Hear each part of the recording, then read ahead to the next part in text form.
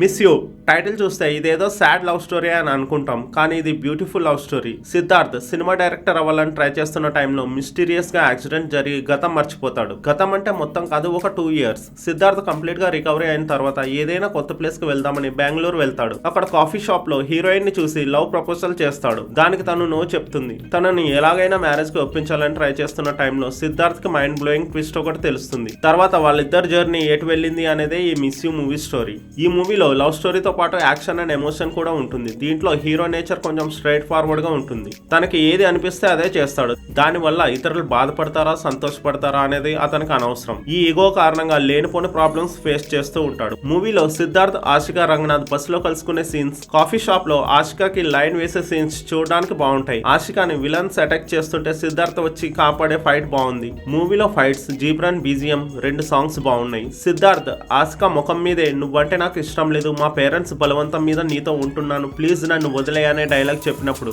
ఆశిక ఎంత తల్లడిల్లిపోతుందో తెలిపే ఎక్స్ప్రెషన్స్ బాగుంటాయి. రొటీన్ గా అయితే తలకి దెబ్బ తగిలి గతం మర్చిపోతే మళ్ళీ తలకి దెబ్బ తగిలినప్పుడు గతం గుర్తుకు వస్తుంది. దీంట్లో అలాంటిది ఏమీ ఉండదు. సింపుల్ గా కాఫీ షాప్ లో గుర్తుకు వస్తుంది. సిద్ధార్థ్ కి ఏజ్ ఎంత వచ్చినా ఇంకా టీనేజ్ కుర్రాళ్ళ అనే లవ్ స్టోరీకి కరెక్ట్ గా సెట్ అయ్యాడు. ఇక హీరోయిన్ ఆశికా రంగనాథ్ క్యూట్ గా డీసెంట్ పర్ఫార్మెన్స్ ఇచ్చింది. ఇక డైరెక్టర్ శేఖర్ సింపుల్ లవ్ స్టోరీని చాలా బ్యూటిఫుల్ గా చెప్పారు. మనలో చాలా మందికి వాళ్ళని ప్రేమించే వాళ్ళు దగ్గర ఉన్నప్పుడు వాళ్ళ విలువ తెలియదు, వాళ్ళు దూరమైనప్పుడు మాత్రమే వాళ్ళ విలువ తెలుస్తుంది. అలాంటి స్టోరీనే ఈ miss you movie. Love stories ని, డీసెంట్ మూవీస్ ని ఇష్టపడే వారికి ఈ మూవీ నచ్చుతుంది. ఈ మూవీకి నా రేటింగ్ 3 out of 5. రివ్యూ నచ్చితే లైక్ చేయండి, నచ్చకపోతే కామెంట్స్ లో తెలపండి. Thank you.